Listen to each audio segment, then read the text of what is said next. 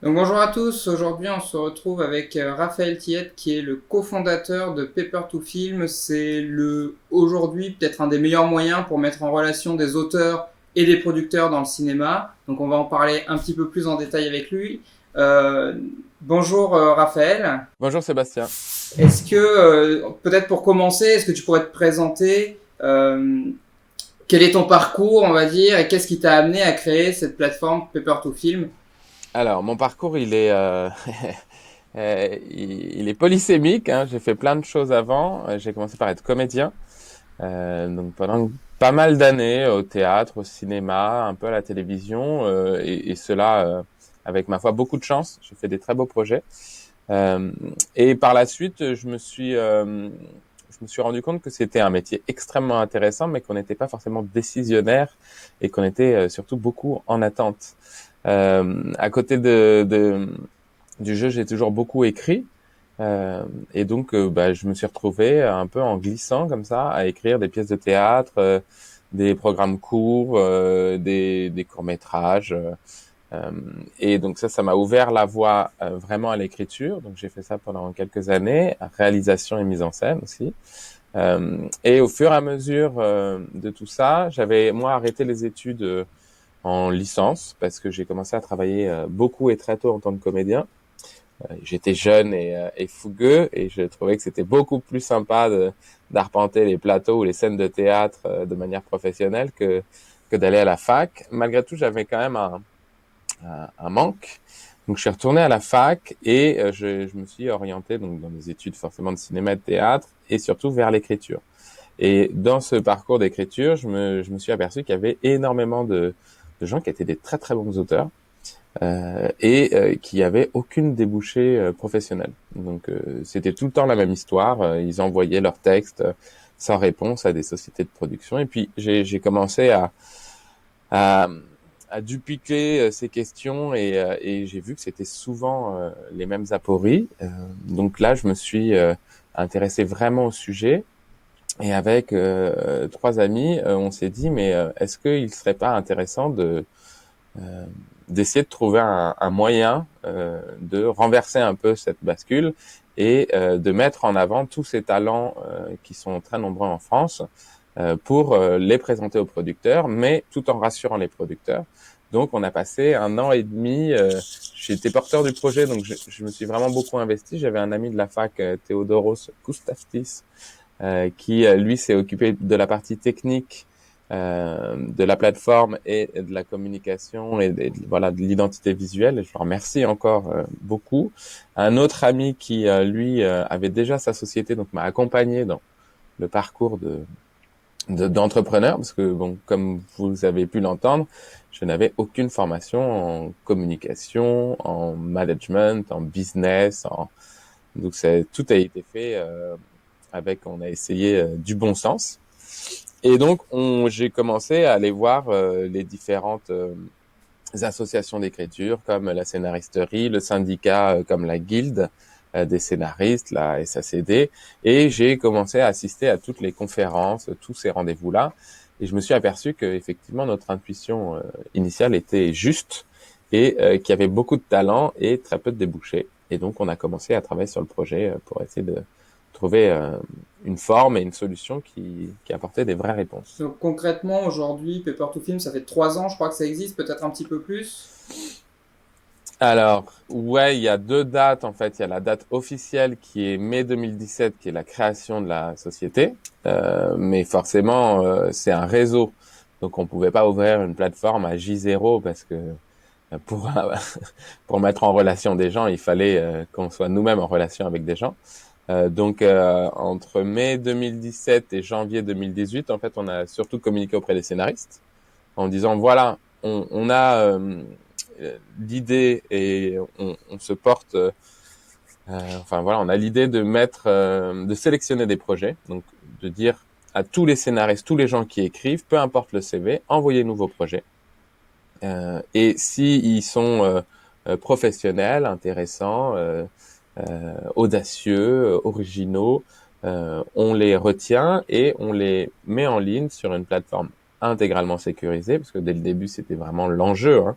C'était pas d'avoir une plateforme ouverte, c'était d'avoir un outil professionnel, intégralement sécurisé. Et derrière, on va aller solliciter les producteurs pour faire lire vos scénarios. Et donc, on a ouvert la plateforme en janvier 2018. Il y avait une centaine de scénarios retenus sur 6 ou 700. Donc, c'était quand même très positif parce qu'on sortait de nulle part. Les gens nous ont fait confiance, sachant que comme première salve de communication, on est allé prendre tous les CV de la SACD et du CEA parce qu'ils étaient accessibles en ligne et on a envoyé directement un mail à ces auteurs, donc des auteurs professionnels et reconnus. Et il y en a beaucoup qui ont joué le jeu, qui ont été intéressés. Et donc là, on s'est dit, effectivement, il y a peut-être quelque chose qui nous dépasse et c'était peut-être pas qu'un rêve. Et il y a un vrai besoin, même chez les auteurs déjà installés. Et donc, on a ouvert la plateforme janvier 2018 sans auteur.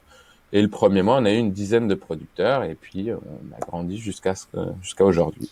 Et donc aujourd'hui, vous êtes un petit peu un des meilleurs moyens, en tout cas, pour être mis en relation quand on est auteur avec des producteurs, et à la fois pour les producteurs d'être certains, enfin, en tout cas d'avoir un endroit où ils peuvent trouver des auteurs, où ils peuvent trouver des projets, quoi.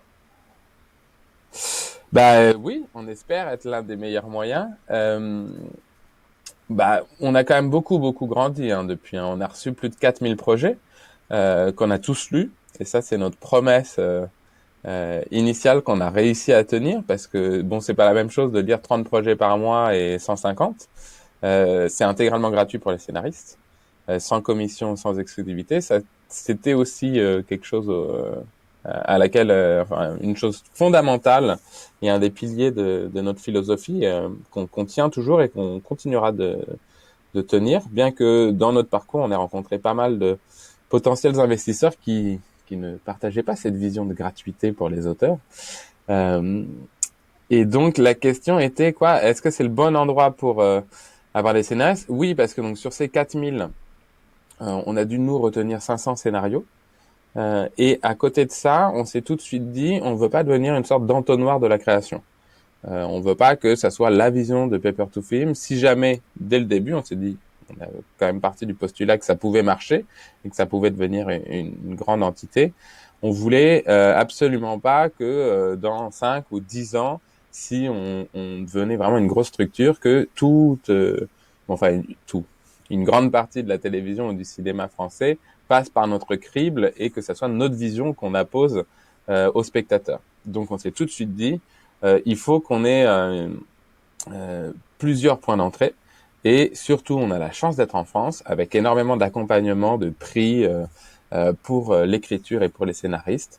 Donc on est allé voir la FEMIS, le CEA, le FAIA du CNC, Beaumarchais, le Festival international des scénaristes. Et au fur et à mesure, on a tissé tous ces partenariats qui fait que si vous avez reçu un prix ou une bourse ou vous avez fait vos études dans ces formations, vous êtes automatiquement, votre projet qui a été lauréat ou accompagné pendant votre résidence ou école est automatiquement validé sur notre outil et sous le label de votre prix, votre résidence, votre bourse. Et ça nous permettait du coup de créer ce qui était notre volonté, un marché avec plus de points d'entrée que notre seule lecture, du scénario et des scénaristes, parce qu'il nous semblait aberrant le rapport qui est encore largement en place. Hein. Le fait que on s'est aperçu que le scénariste choisit rarement son producteur. Et c'est à chaque fois, notamment c'était les rencontres CNC et SACD que je recommande pour ceux qui ont l'occasion de passer sur Paris. Donc, on posait la question aux producteurs, est-ce que vous avez, pourquoi vous avez choisi de travailler avec tel ou tel scénariste? Et donc, le producteur disait, je connais son travail, j'adore ce qu'il fait, je suis un fan de la première heure, ou je l'ai découvert et je suis tombé amoureux de son travail. Et quand on faisait la réciproque avec le scénariste, ou la scénariste, c'était systématiquement, il a bien voulu de moi, donc j'ai dit oui. Et là, récemment, c'est hyper intéressant parce que, bien que ça soit terrible, hein, mais il y a un site enfin une page Facebook qui vient de se créer qui s'appelle Parole de scénariste. Et Parole de scénariste, c'est justement toutes les mauvaises rencontres qui sont, ma foi, extrêmement nombreuses de scénaristes avec des producteurs. Euh, voilà, où le producteur dit ah c'est génial, on va y aller, j'adore ce que tu fais, et puis là les contrats traînent, c'est pas payé, il n'y a pas la reconnaissance qu'il faut, et ça c'est très courant. Et nous, c'était aussi l'un de nos combats initiaux, c'était de se dire si on renverse le rapport, à savoir que c'est les producteurs qui vont venir pour trouver un scénario, certains scénarios, certains auteurs sur des très beaux projets vont avoir plusieurs demandes simultanées de producteurs. Et à partir du moment où ils ont plusieurs demandes simultanées de producteurs, il nous semblait très important que le scénariste se rende compte que c'est lui qui offre une opportunité au producteur et pas l'inverse. C'est que sans scénario, sans scénariste, il n'y a pas de film, il n'y a pas de série, il n'y a rien. Donc toute l'économie repose sur cette première pierre qui est, alors on pourrait en parler beaucoup, mais je pense que c'est pas exactement le sujet, mais qui est pas assez reconnue. Il n'y a pas de scénariste, il n'y a pas de chômage. C'est une caisse de cotisation de retraite qui est en supplément, donc voilà. Donc le statut est déjà très compliqué, et en plus le rapport de force était biaisé dans la mesure où dès qu'un producteur disait oui, on fonçait. Et ben nous on a voulu renverser cette tendance, et pour l'instant il y a eu plus de 130 options en 2 ans et demi, ce qui est ma foi assez extraordinaire dans la mesure où on a commencé avec 100 scénaristes et 10 producteurs.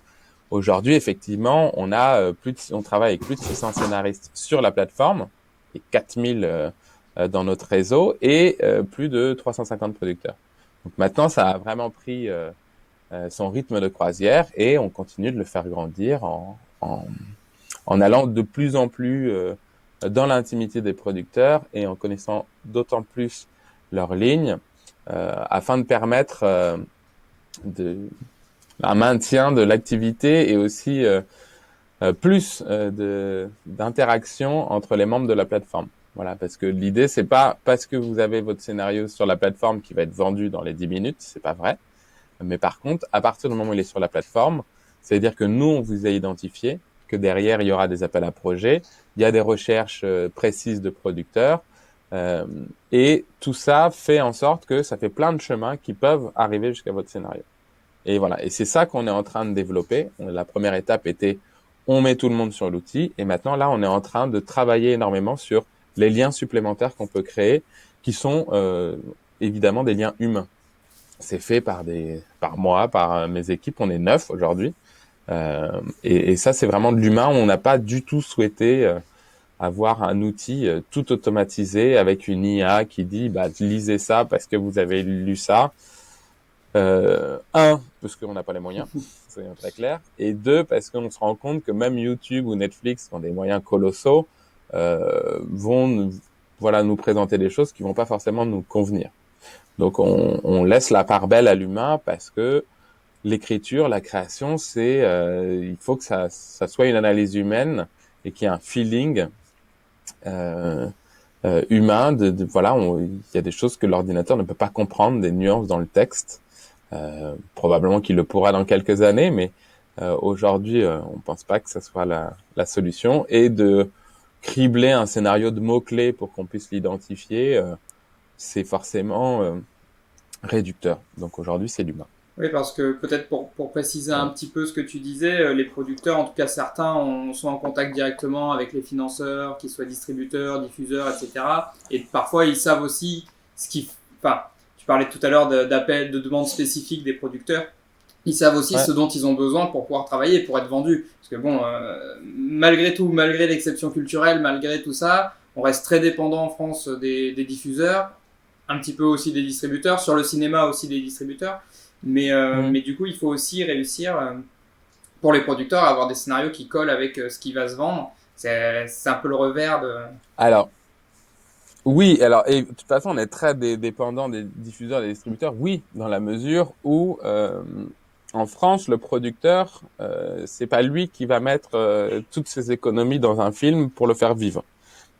C'est la zone d'exposition principale du producteur, c'est au moment où il va acheter le projet auprès d'un scénariste, et il va développer l'écriture, Et c'est cette période-là, qui représente quelques milliers d'euros et plusieurs mois en général, où il prend un risque. Après, il va essayer de leur vendre un distributeur ou un diffuseur, et c'est eux qui vont majoritairement, convention d'écriture avec un diffuseur télé, c'est 70% qui est pris par la chaîne, et il y a quand même 30% d'exposition du producteur.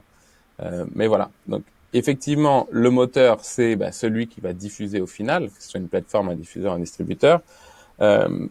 Les producteurs, c'est leur métier de faire cette interface, de connaître les attentes et même d'essayer de deviner ce que le diffuseur ou distributeur ou plateforme va avoir envie d'eux, alors que lui-même peut-être le sait pas. Effectivement, les producteurs, on s'est aperçu qu'ils n'étaient pas forcément en recherche de projets déjà écrits, mais d'auteurs pour développer des projets dont ils sont à l'initiative. C'est assez fréquent finalement. Et ils le font parce qu'ils se disent qu'avec toute leur expérience et les informations accumulées, c'est ce qui sera le plus à même de se vendre. Mais c'est très très rare que ils aient l'information précise et sachant, voilà, l'un diffuseur dit pas si tu me fais ça, je te l'achète.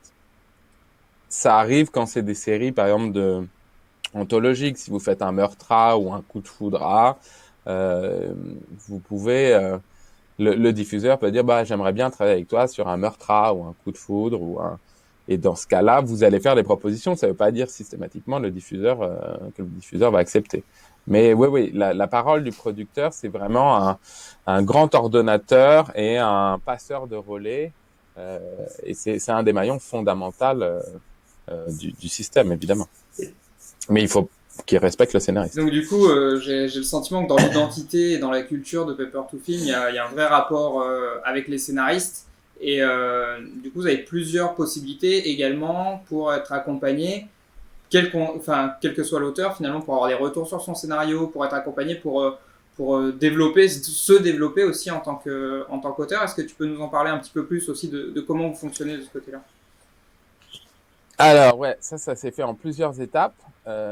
Donc ouais, la partie scénariste, elle est entièrement gratuite, hein, et c'était vraiment notre volonté. Et au début, on faisait des retours systématiques aux scénaristes. Donc ils nous envoyaient leurs projets.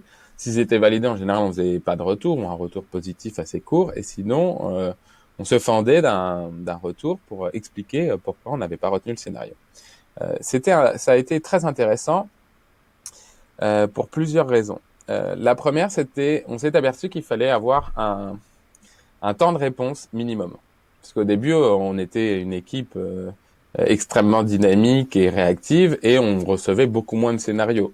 Donc, vous pouviez m'envoyer un scénario le mardi, et le mercredi soir, on l'avait lu et on vous répondait oui ou non avec l'explication.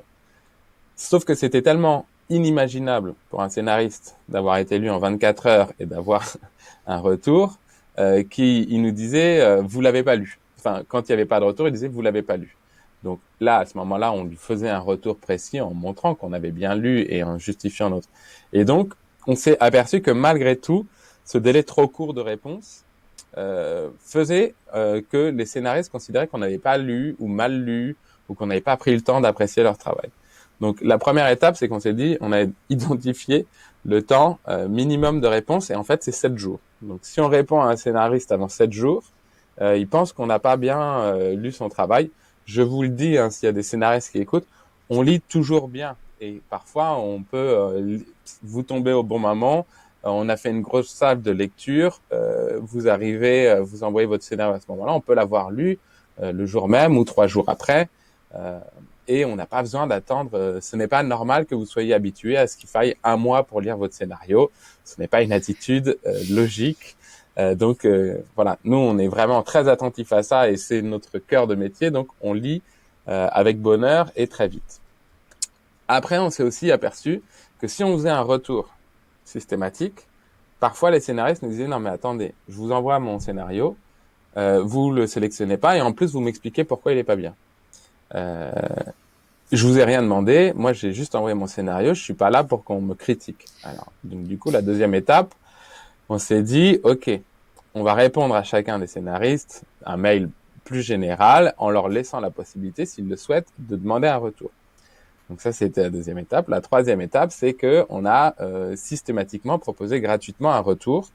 Forcément, au fur et à mesure, on recevait au début donc 30, puis 80, puis 100, 150 projets par mois, et on en sélectionne entre 10 et 12% en moyenne.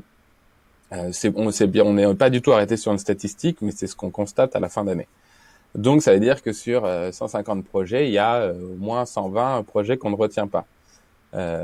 Vous imaginez bien que on peut pas faire un retour de 2 pages et demie par scénario sur 120 projets, parce qu'un bon retour, c'est une journée.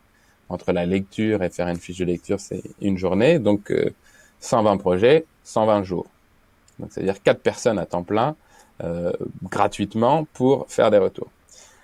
Donc, on faisait des retours assez succincts, de 5 à 10 lignes. Et au fur et à mesure, on en a fait quand même plus de 2000. Et au fur et à mesure, on s'est aperçu que c'était des pansements.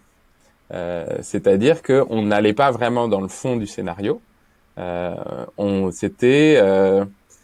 plus, c'est terrible, mais on faisait à la fois quelque chose de suffisamment précis pour que ça soit quand même un peu utile pour le scénariste, mais suffisamment générique pour qu'il n'y ait pas de prise du scénariste, parce que sinon on rentrait dans des boucles de mails.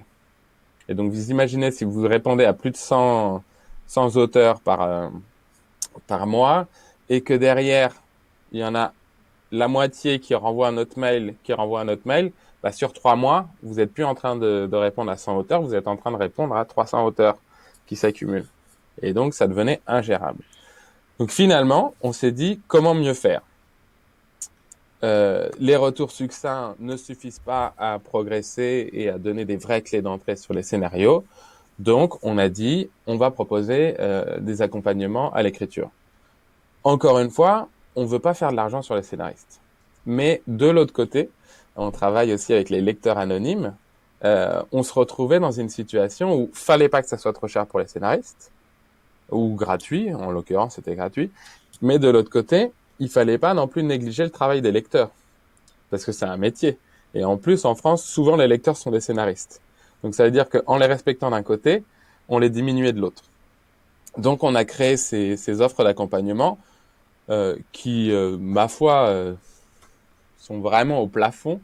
Et on s'est fait même un peu taper sur les doigts pour la bassesse de leur prix, et qui sont à 80, 160 et 240 euros. Et ça va permettre de faire un retour de lecture. Donc en moyenne, on peut imaginer que le retour de lecture, il est entre 20 et 25 euros pour la première offre, et ça diminue au fur et à mesure.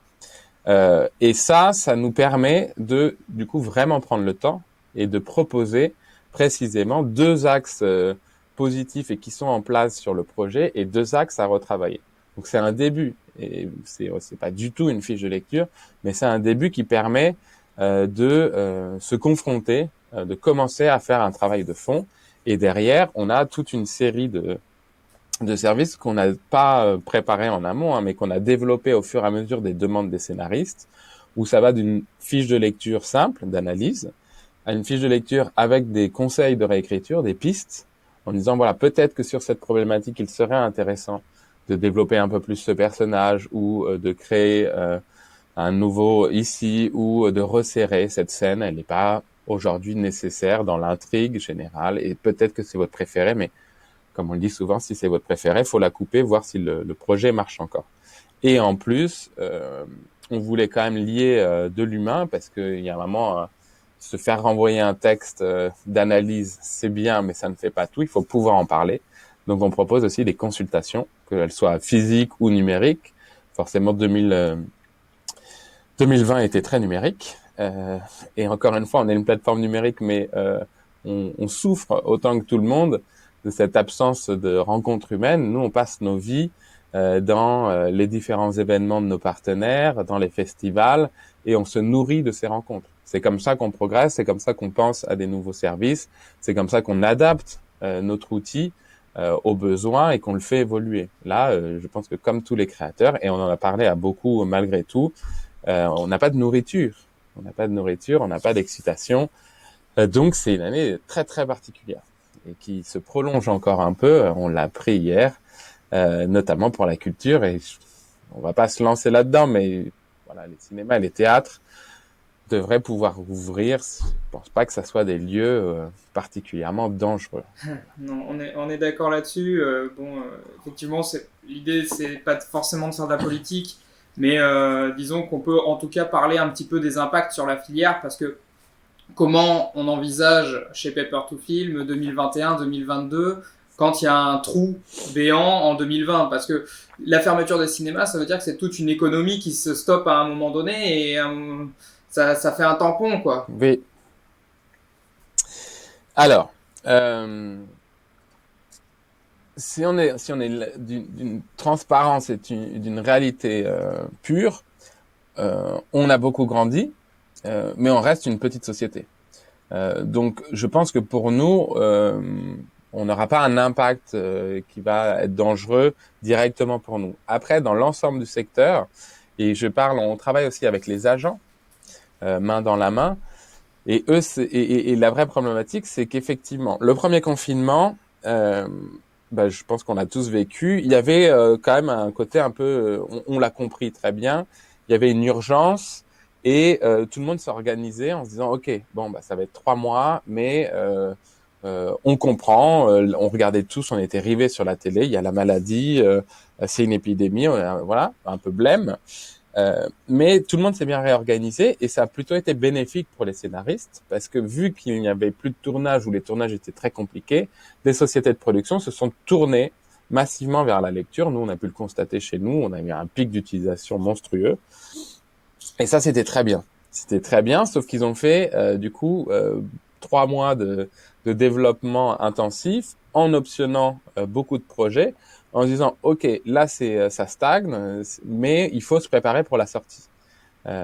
C'était très positif parce que juin on a déjà vu des signes de reprise, puis septembre, octobre ça ont été des mois très dynamiques. On travaille aussi avec l'Île-de-France et l'Île-de-France il y avait le festival de La Rochelle qui était délocalisé à Paris et une des responsables de l'Île-de-France disait que le nombre de jours de tournage sur l'Île-de-France, donc qui est le premier lieu de tournage en Europe et le plus gros budget européen pour accompagner les tournages, était équivalent, en septembre 2020, était équivalent au nombre de tournages total de 2019. Donc paradoxalement, même avec un confinement, il y avait une boulimie et on s'est dit, c'est bon, on va s'en sortir. Là, le deuxième confinement n'interdit pas les tournages. Donc, ça continue de travailler avec des complexités de Covid. Mais, comme tu le disais à juste titre, il y a un bouchon qui se crée. Il y a un bouchon. D'un côté, les salles de cinéma ne peuvent pas distribuer les films. Et donc, il y a vraiment... en France, on produit 300 films par an. Donc, il faut bien avoir des créneaux pour les sortir. Donc, il va y avoir un bouchon colossal. Le fait que les gros films généralement américains qui font marcher et qui font venir en masse les spectateurs ne sortent pas et n'arrêtent pas d'être repoussés. Et en plus, là, on entendait, Warner va sortir quasiment tout sur HBO. HBO Max, la plateforme, en simultané ou certains en exclusivité. Donc, ces films ne seront jamais là. Donc, il n'y aura pas de spectateurs français en salle qui vont regarder ces films. Il faut savoir que une des grandes parties du financement du cinéma, c'est la taxe sur les billets, qui est collectée notamment par le CNC, et c'est 10% des billets. Et donc, en fait, le système français est intéressant parce qu'on a beau cracher sur les films américains en disant qu'ils prennent toute la place. En même temps, c'est l'argent généré par les films américains qui est réinjecté dans le cinéma français. Et donc ça va pas arriver. Et quand on en parlait avec les agents, il va y avoir un trou dont personne ne peut anticiper la profondeur. Et surtout, au niveau des scénaristes et de cette première étape, parce que là, tout le monde a rempli ses carnets de commandes et est en train de faire plein de développement. Mais un producteur, comme on le disait, c'est sa zone d'exposition économique. Donc, il investit à perte tant qu'il n'a pas revendu à un distributeur, un diffuseur ou une plateforme. Donc là, ils ont les rayons pleins. Ils essayent de le pousser, sauf que les diffuseurs et les plateformes, c'est encore différent parce que je pense qu'elles sortent très bien leur épingle du jeu, mais sur les diffuseurs historiques, eux, ils ont eu une baisse de rentrée d'argent à cause de la publicité, parce qu'on n'a jamais été autant devant la télévision. Mais on imagine bien que pendant le premier confinement, Renault faisait pas des pubs pour vendre des bagnoles parce qu'on pouvait pas aller acheter des voitures et en plus c'était pas tout à fait la période économique pour acheter des voitures. Et donc tous ces diffuseurs ont baissé, enfin tous ces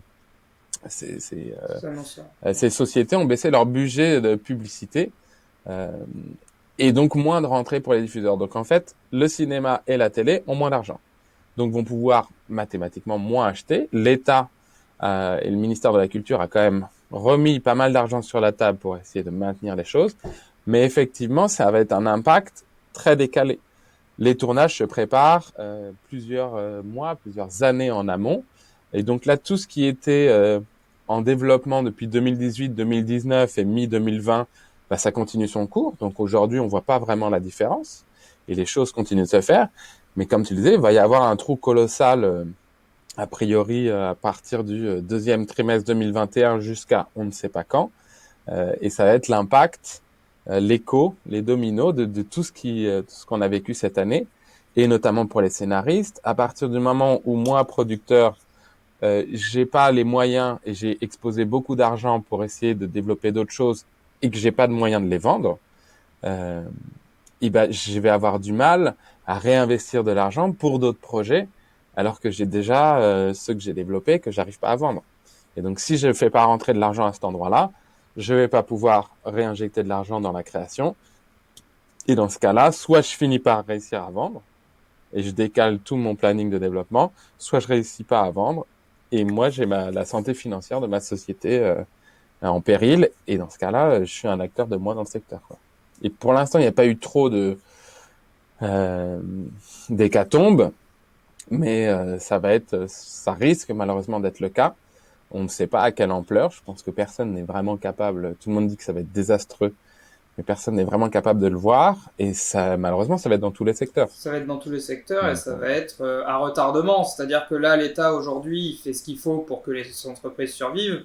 Moi, en tant que producteur, honnêtement, je n'ai pas vraiment à me plaindre de l'intervention de l'État.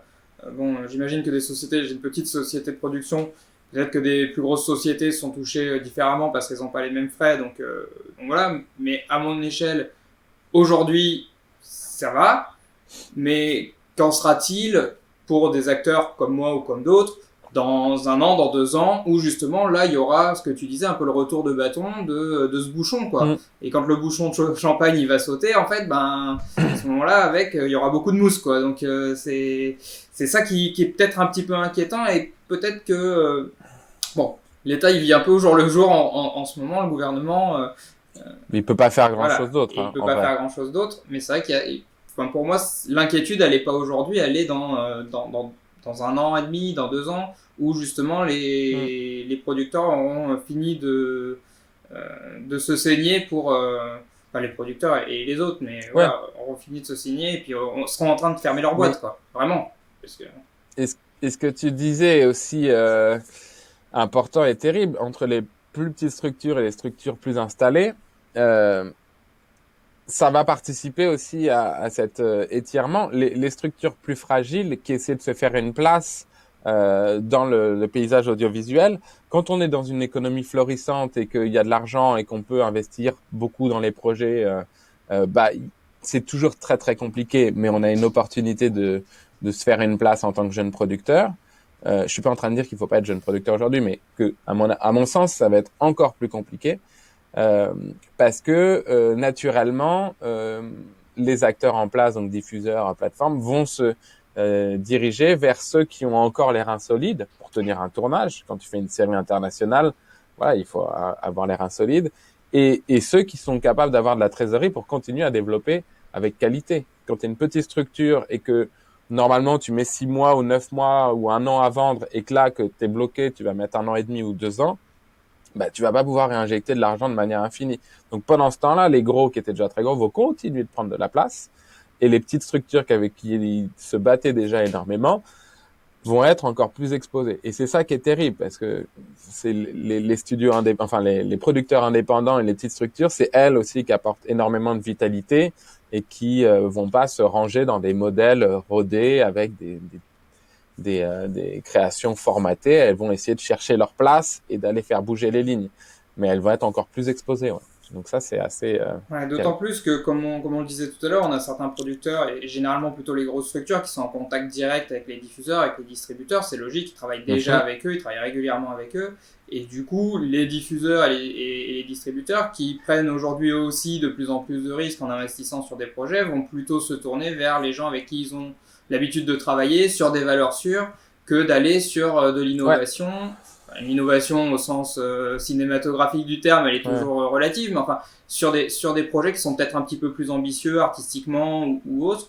Et donc, du coup, il va y avoir toute cette retombée. Et comme on est sur une économie où pour faire un film, alors ça peut prendre 10 ans, mais ne serait-ce que Mm. techniquement, on va dire à partir du moment où le producteur s'investit, il faut 3 4 5 ans. Euh, ça peut être un effet à retardement assez violent en fait pour pas mal de monde, quoi. Mais après, on peut comprendre que qu'en étant très fragilisés, les distributeurs et diffuseurs historiques, en plus, ils sont quand même, il y a le loup aux portes avec les Netflix, les HBO, les Disney, donc outre la situation sanitaire, ils étaient déjà en danger quasiment frontal avec les nouveaux arrivants numériques. Euh, donc on peut logiquement comprendre que eux, ils ont besoin de se positionner sur des valeurs sûres qui vont les rassurer et qui vont permettre aussi de remettre un peu le pied à l'étrier et que en sortie de crise de la Covid, ils sont déjà très fragilisés économiquement, ils vont pas se dire ah bah tiens, c'est l'occasion de faire un pari fou. Il faudrait le faire en vrai, mais on peut comprendre qu'ils vont aller sur des valeurs refuges et donc travailler avec des sociétés avec lesquelles ils ont envie de Ouais. travailler. D'autant plus qu'on était déjà sur une transformation de l'industrie, que ce soit, enfin, notamment du côté de la diffusion, mais du coup ça impacte l'ensemble Ouais. de la structure, enfin, de l'industrie et de la filière. C'est donc déjà on était sur cette restructuration là où les diffuseurs ils savent plus. Quand je vais dire les diffuseurs, je vais parler plutôt des chaînes télévision, on va dire. Ouais. Savent plus trop où trouver leur place parce qu'en même temps le public de la télévision il est vieillissant, il faut continuer à donner de la valeur sûre à ce public-là qui reste quasiment le seul public qui va rester devant la télévision, majoritairement en tout cas, et en même Mmh. temps pouvoir fournir et pouvoir innover, on va dire, on va reprendre le terme d'innovation, sur des projets qui peuvent concurrencer les projets des plateformes, qui peuvent concurrencer les projets. Alors on a quelques chaînes, Canal a fait quelques séries assez ambitieuses. Il y a eu aussi 10% sur France 2 qui pour moi peut concurrencer la plupart des séries américaines sans problème. Mais voilà, est-ce que ces projets-là... Dans la Alors, dans la création, il y a Orange Ouais. OCS qui fait des créations très intéressantes aussi. Slash, France TV numérique, propose aussi une ligne très étonnante et assez bien construite. Et il y a France.tv aussi qui sera sur des séries plutôt 52, enfin qui existe déjà, qui est sur des séries 52, mais justement moins pour les cibles qu'on connaît, un peu vieillissantes, mais un peu plus audacieuses.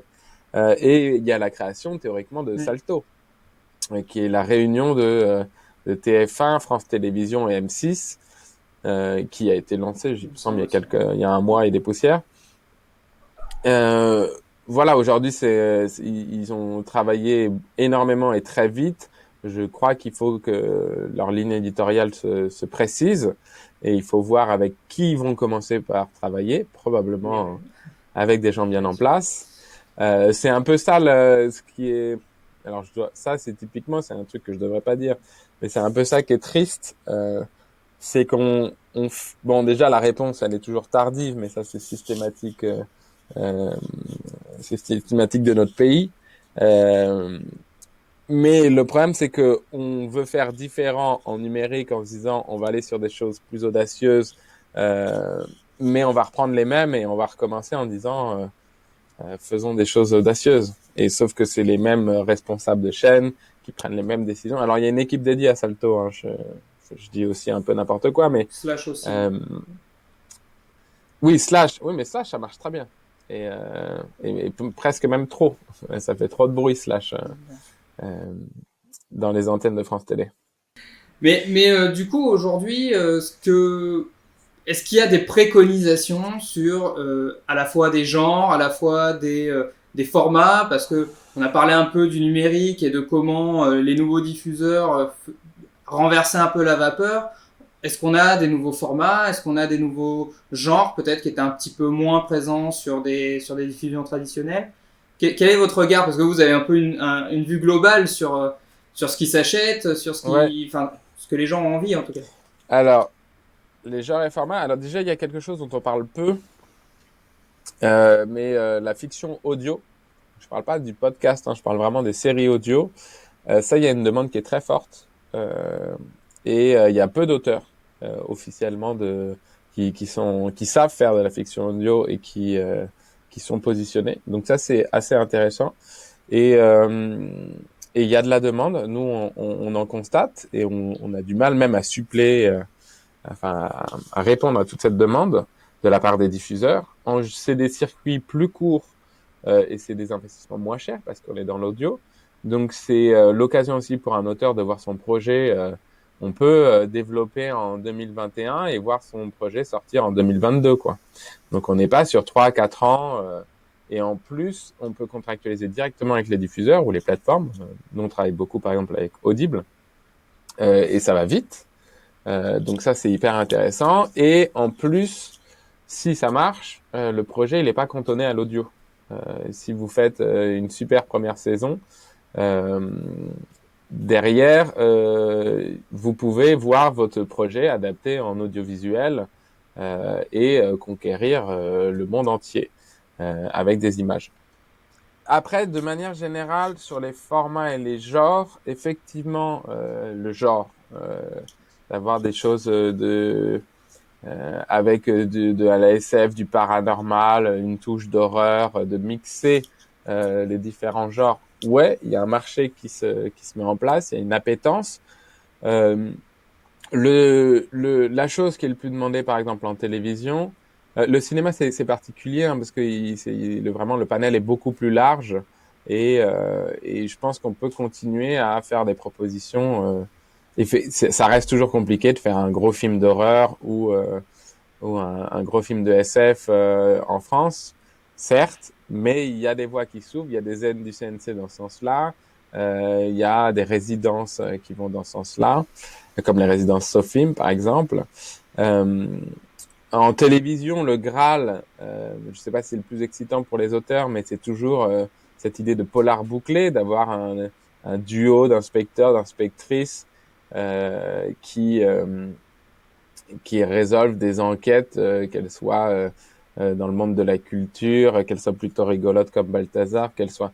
Enfin, ça restera pour le moment en France le Graal parce que ça intéresse beaucoup les producteurs. S'ils arrivent à positionner une série comme ça et à le développer sur plusieurs saisons, ça va être leur moteur économique qui leur permettra d'investir probablement dans des séries plus clivantes et plus audacieuses dans la suite. Donc ça existe toujours. Euh, de manière générale, je pense qu'à moins d'avoir énormément d'expérience et d'être dans un travail de commande, finalement, il faut pas spécialement penser euh,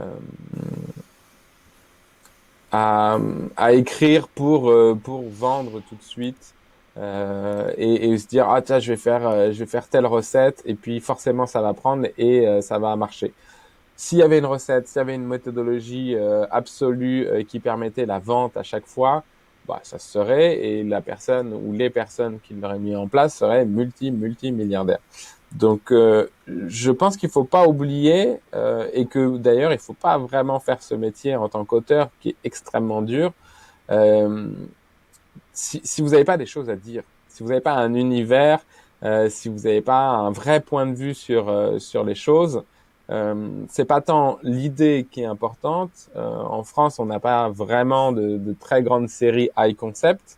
Euh, voilà, il y avait Nu par exemple sur OCS où ils étaient tous nus parce qu'il y avait une peur de tellement farouche et tellement forte des attentats que la seule solution qu'ils ont trouvée dans la société, c'était que tout le monde soit nu dans l'espace public pour montrer qu'il n'y avait pas d'objets cachés. L'idée de base est hyper chouette. Finalement, euh, le rendez-vous, il n'est pas forcément là. Et le high concept, il peut être très excitant dans les premiers épisodes, mais ça peut aussi s'avérer être une coquille vide. Donc, vraiment, nous, dans ce qu'on reçoit, aujourd'hui, ce qu'on va retenir, c'est parler d'un sujet que vous connaissez, sur lequel vous avez une expertise et sur lequel vous avez un point de vue. De tout de suite plonger dans que ce soit un long métrage, un court, un documentaire, de l'animation ou une série, à partir du moment où vous nous plongez dans votre monde, dans le monde que vous décrivez, euh, avec facilité, avec détail, avec justesse et avec un vrai message, on va y aller. Euh, Aujourd'hui, par exemple, des projets très bien léchés mais assez standards, on va pas forcément les retenir. Alors qu'on le faisait il y a quelques mois même encore. Ce qui va nous intéresser, c'est un point de vue. Donc, ne vous lancez pas dans un projet en vous disant je vais faire ça parce que je sais que ça marche et parce que j'ai vu que sur Netflix il y avait ça.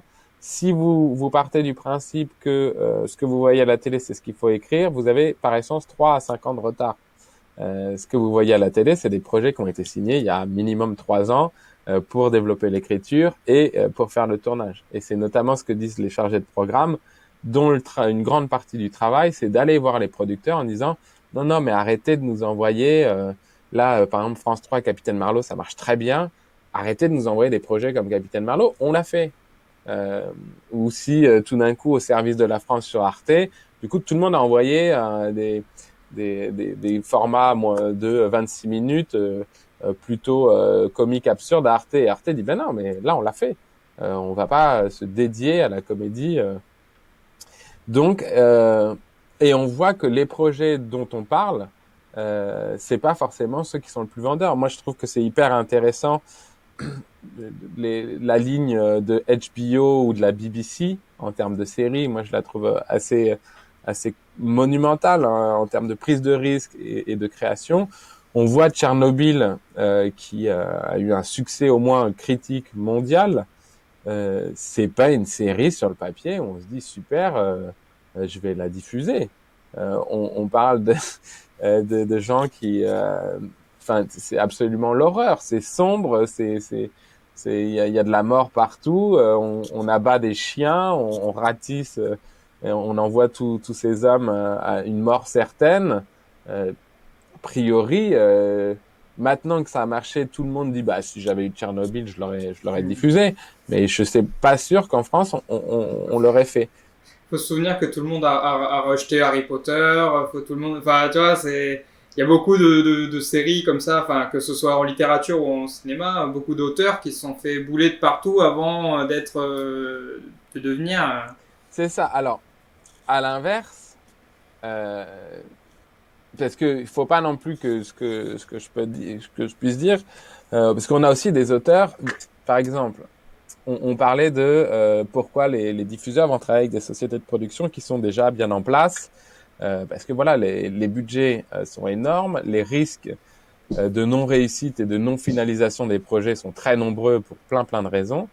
Euh, donc c'est une entreprise fragile de lancer une nouvelle série ou un nouveau long métrage. Donc on a besoin d'être assuré. Ça veut quand même dire que euh, là, un auteur, parce que là, ce que j'étais en train de dire, ça pourrait être aussi perçu comme moi, je suis un auteur, vous nous envoyez quelque chose, on vous dit, bah nous, non, à notre sens, vous avez écrit le nouveau Seigneur des Anneaux, et on vous dit, bah non, à mon avis, là personne ne travaillera jamais sur ça, c'est trop compliqué. Et on peut se voir répondre, bah non, mais vous n'avez pas compris. Et de dire que Harry Potter, voilà, on n'a pas compris. Ça, certainement. Il y a clairement, même depuis le début, hein, il y a des projets qu'on n'a pas, nous, retenus, on est passé à côté, et qui sont faits. Et tant mieux. Et on n'a pas la science infuse et personne n'est capable de dire tout ce qui va marcher et tout ce qui se fera. Cependant, si vous êtes une ou un jeune auteur et que vous écrivez la trilogie du Seigneur des Anneaux, euh, ben c'est hyper compliqué. Parce que, effectivement, sur le marché français, c'est très compliqué à produire, et notamment en termes de marché tout court. On n'a pas plus de 400 millions de citoyens en France, on est plutôt autour de 70. Donc le marché est plus réduit et en plus, en langue française, ça s'exporte moins facilement. Donc on peut pas tout d'un coup se dire qu'on va faire des films à 100 ou 150 millions. Ça c'est, enfin il y a aussi une logique économique qu'il ne faut pas nier.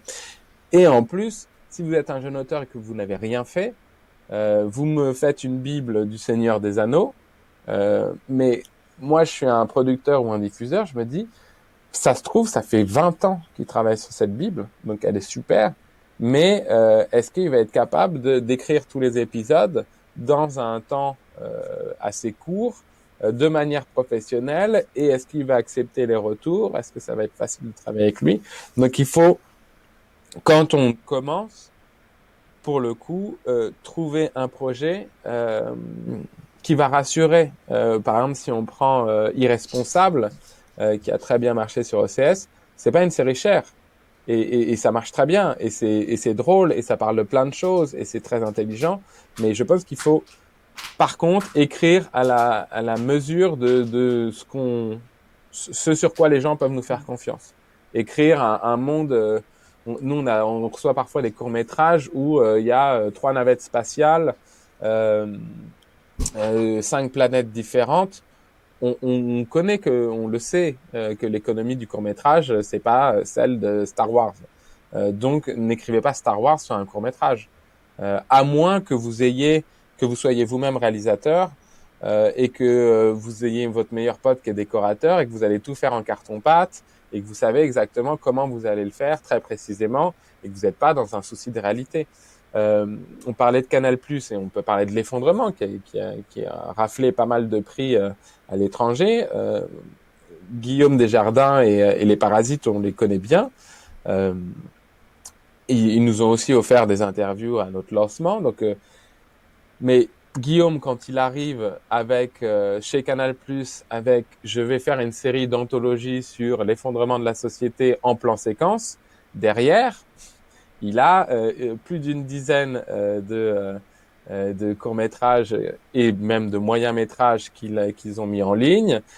Ils ont fait un nombre de 48 heures hallucinant, donc on sait qu'ils sont réactifs, on sait qu'ils peuvent produire des choses intéressantes et fortes rapidement, et qu'il y a un sérieux et une qualité de travail. Donc ça, ils montrent cela, et en plus, à la fois, c'est très audacieux de faire du plan séquence, mais à la fois, c'est moins cher pour tout le monde. Parce que tu fais répéter tous les figurants, mais une fois que tu l'as tourné, bah, c'est un one-shot. Donc, il y a aussi, je pense pas qu'il l'a fait pour ça. Très clairement, lui, il l'a fait pour avoir une continuité artistique et parce que le challenge était beaucoup plus intéressant. Mais ça à prendre en considération. Donc, sur les premiers projets que vous proposez, soyez conscient de tout ça et n'écrivez pas voilà un film sur 8 planètes alors que pour l'instant il vous faut montrer patte blanche. Je dirais que ce que tu dis, c'est vrai aussi, et ça rejoint quelque chose que tu as dit un peu précédemment, c'est que dans le choix du producteur, c'est vrai aussi. C'est-à-dire que un producteur, il va avoir cette même problématique, il va pas forcément pouvoir produire n'importe quoi, même si c'est un gros producteur, en fait, au final, il va aller vers un diffuseur avec un projet qu'il ne maîtrise pas ou un sujet qu'il maîtrise moins que des choses qu'il a l'habitude de faire. Les diffuseurs vont lui dire ouais mais t'es sûr que tu vas savoir le faire, pourquoi je le ferais pas avec telle autre boîte de prod qui fait vraiment ce genre de truc, sans parler de jeunes producteurs et grosses boîtes, on parle même là de ligne éditoriale et de ce genre de choses. C'est pour ça qu'il faut trouver aussi le bon producteur pour le bon projet, pour le bon diffuseur. L'autre jour, j'ai fait dans le cadre d'un documentaire que je produis, j'avais fait une interview avec un réalisateur qui me disait, il disait chaque film, en fait, c'est quelque chose qui est répété, mais chaque film, c'est tellement d'étoiles alignées, en fait, que ça constitue un petit miracle à chaque fois, à chaque film qui sort. Et je trouve que c'était assez joliment dit, parce que c'est vraiment ça, il faut tomber déjà, et puis ça, c'est de la 4 dimensions, hein. Il y a la dimension temps aussi qui rentre, faut tomber au bon endroit, au bon moment, avec les bonnes personnes, avec le bon projet, voilà, il y a toute une temporalité qui fait que, voilà, le film qui va sortir, l'histoire dont on va parler, elle va être tellement d'étoiles alignées et de bonnes personnes qui sont rencontrées autour du bon projet qu'il faut aussi dès le départ, peut-être choisir le, le, le bon producteur, ou en tout cas, voilà, pas, comme tu le disais, sauter sur la première occasion venue, même si c'est une réalité et qu'elle est triste, et qu'on la retrouve aussi chez les comédiens, où bah, pourquoi t'as fait ce rôle, bah, j'ai fait 15 castings et j'ai été pris Oui, aussi. alors, Il y a... à la différence près quand même que je pense que la première étape, c'est de bien choisir son projet, parce que ce projet, vous allez passer plusieurs mois, voire années tout seul avec. Et une fois que vous allez arriver à une première version présentable, s'il part avec un producteur, vous allez repasser plusieurs mois, voire années avec.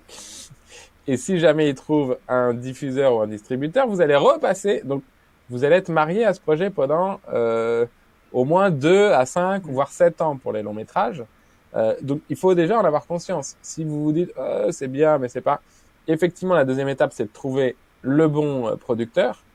Et ça, c'est fondamental parce que les moments où vous allez être plus fatigué avec votre projet, peut-être sur d'autres choses, c'est lui qui va réinsuffler de l'énergie et réciproquement. Et là où je disais que c'est un peu différent avec les comédiens, parce que pour l'avoir fait aussi, comédien, c'est très particulier. On arrive, tout le travail en amont a été fait.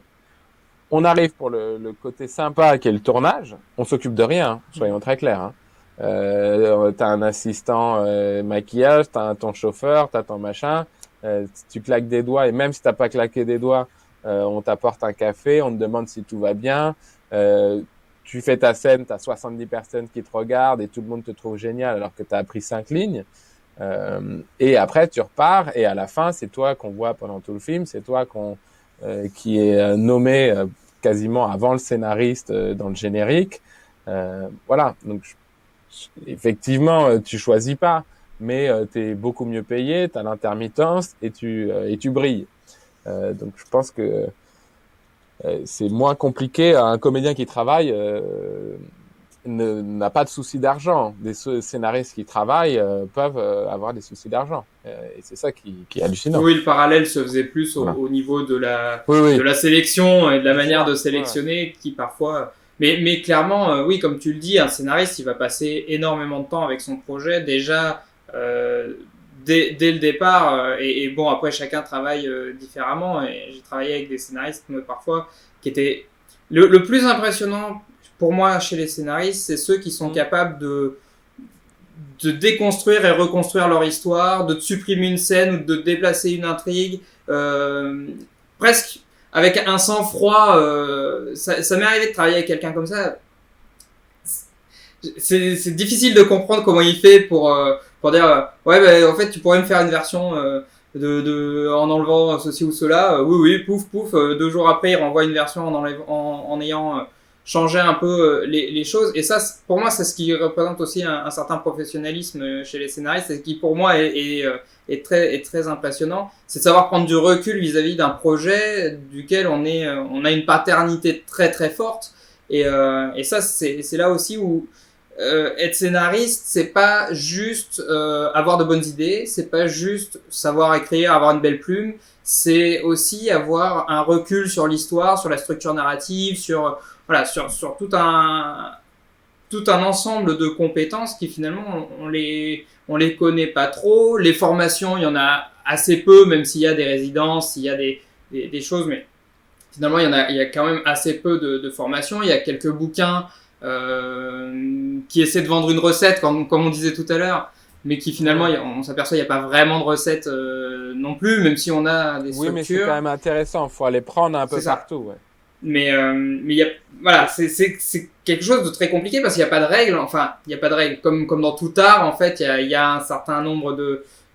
Bon, il y a quand même des basiques à avoir. Mais ce que tu disais était très juste.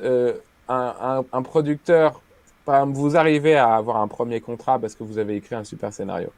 Ce qui fera aussi, et peut-être même principalement que vous en aurez 2, 3, 10, 20, c'est ce que tu disais, la faculté à être à la fois près de votre texte, mais pas le défendre bec et ongle et bêtement.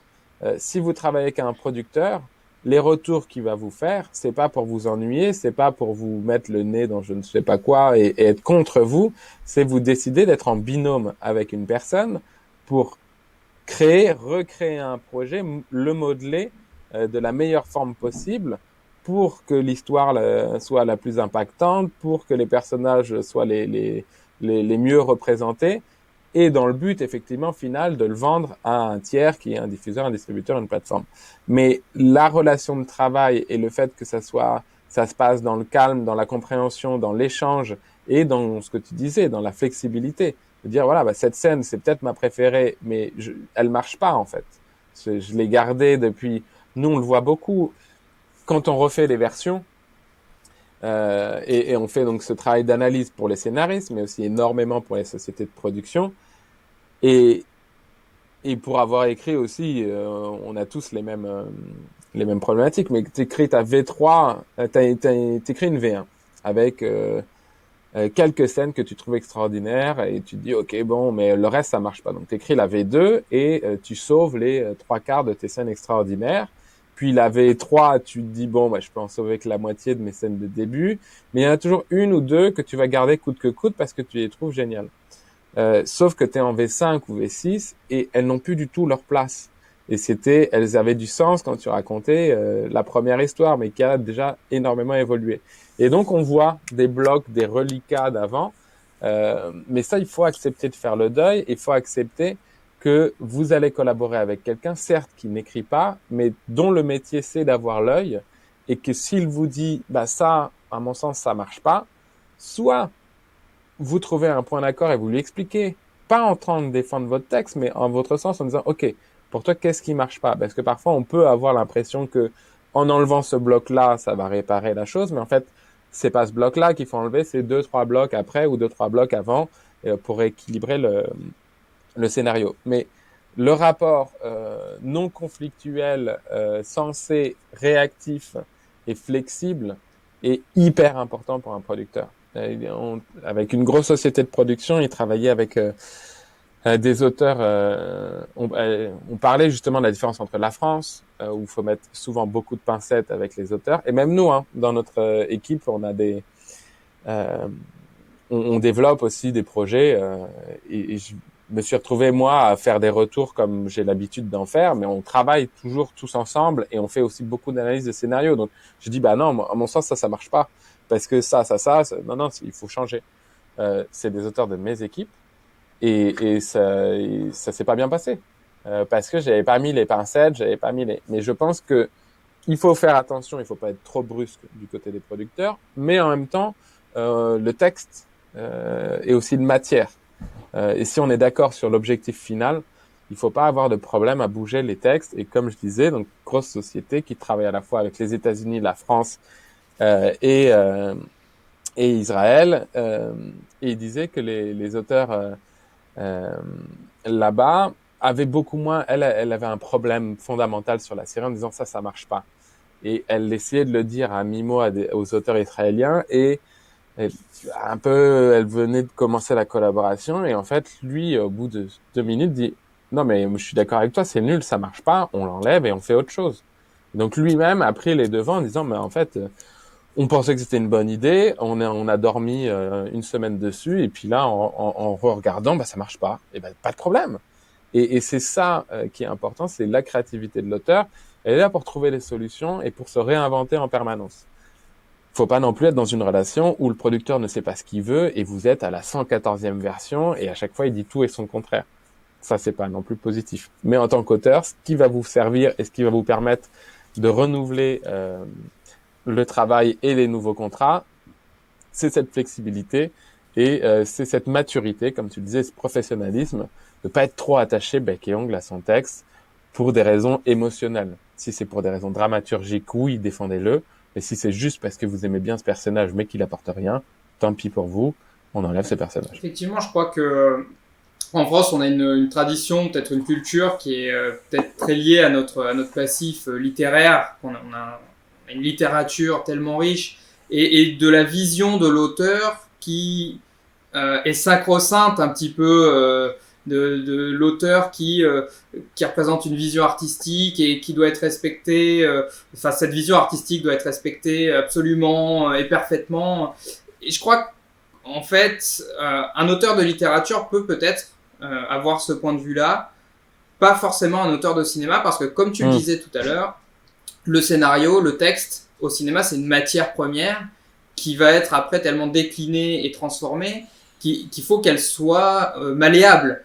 Pas, on n'est pas dans le même niveau artistique, dans le même niveau de vision artistique, même si on peut avoir la même discussion sur un roman et sur ce qu'on pourrait avoir comme relation avec un éditeur. Oui, Mais je pense que c'est un petit peu différent et que ça vient un peu de notre culture aussi en France d'avoir des auteurs qui restent très forts sur leur position. Et je suis assez d'accord à chaque fois que j'en discute, que ce soit avec des producteurs, que ce soit avec des diffuseurs ou quoi. Et moi je le dis souvent quand je travaille avec des auteurs, quand je vais vers d'autres producteurs ou vers d'autres diffuseurs, je dis, ouais mais cet auteur là c'est bon, on peut lui parler, elle sait ou il sait comment. Enfin, il est là pour que le film se fasse et peu importe, on va y aller quoi et on peut discuter et on peut et ça c'est vraiment oui. important. Alors après, faut pas que la problématique, c'est que effectivement, on s'accroche à des choses d'auteur, mais l'auteur, il est, comme on le disait, il a pas de statut, il est souvent balayé, il n'est pas sur l'affiche, il passe sur les longs métrages et derrière le réalisateur systématiquement, alors qu'il a pu porter le film à 95%. Là, nous, par exemple, sur la plateforme, il y a des auteurs qui ont travaillé sur Les Hirondelles de Kaboul, qui a, je crois, gagné le prix de l'adaptation littéraire. Et donc, on a félicité, il me semble, la réal et l'auteur du bouquin, alors que c'est eux qui ont participé grandement, c'est des scénaristes qui ont participé grandement à la réécriture, et en plus, ils ont pris des vraies libertés d'adaptation.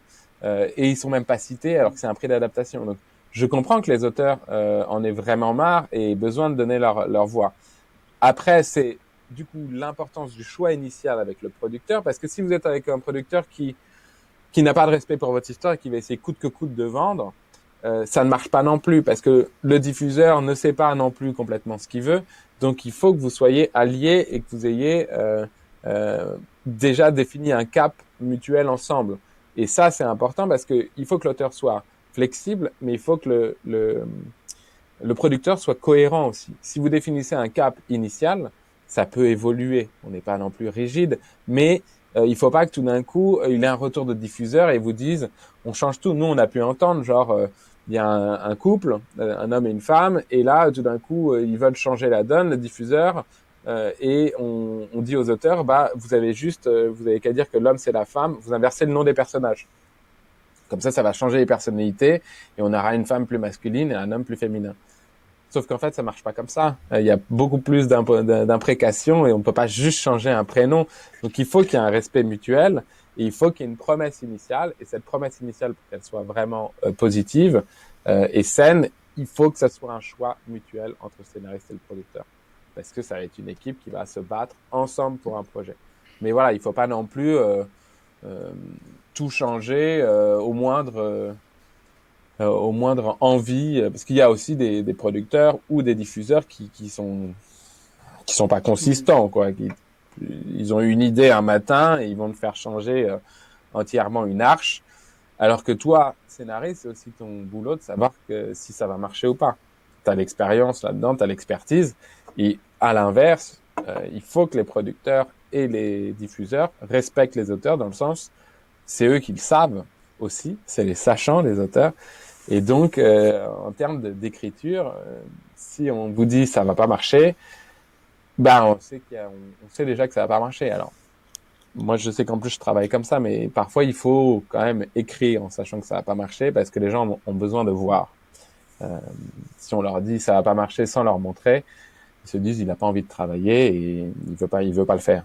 Alors que parfois, au lieu de se battre, vous le faites bien, hein, mais tout en sachant que ça marchera pas et ça vous prendra moins d'énergie que de l'expliquer par A plus B à des gens qui veulent pas l'écouter. En tout cas, je pense que ça nous ramène à une chose qui est vraiment fondamentale dans toute cette partie-là de la production cinématographique, c'est que la relation entre un producteur et un auteur, et c'est vrai aussi ce que je dis pour tous les partenaires, que ce soit le réalisateur, que ce soit voilà, d'autres partenaires, il faut que ce soit faut comprendre que c'est une relation qui est binomique et ou plus parfois s'il y a plusieurs producteurs, mais enfin, qui doit vraiment c'est comme s'associer pour faire une entreprise. C'est-à-dire qu'à un moment donné, il y a des choses qui sont compliquées. Essayer une entreprise, c'est quelque chose qui va prendre des années. C'est un projet qui va accompagner, tu le disais tout à l'heure, pendant parfois 5, 7 ans quand on parle d'un long métrage. Et trouver la bonne personne, c'est à la fois la personne qui va savoir vendre le film et le produire, c'est aussi la personne qui va savoir être à l'écoute et qui va savoir tomber amoureux du projet autant que vous, en fait. Et de le faire, enfin, de l'aimer autant ou presque autant que vous, et de l'accompagner justement un peu sans concession, même si il faut être capable de comprendre qu'on travaille sur de la matière qui doit être malléable, mais c'est vrai qu'il y a cette équipe-là, elle est vraiment importante à construire de manière très cohérente. Et finalement, Paper to Film, c'est aussi un peu ça. C'est un peu cette rencontre, c'est un peu cette mise en relation sur laquelle vous travaillez. On a beaucoup parlé des auteurs, on a un petit peu parlé aussi des producteurs et des autres personnes qui peuvent passer sur la plateforme. Mais finalement, peut-être si tu avais un mot pour conclure sur cette relation et sur Paper to Film, comment tu le mettrais? Alors, que effectivement, c'est une relation hyper importante et il y a des contrats pour unir cette relation.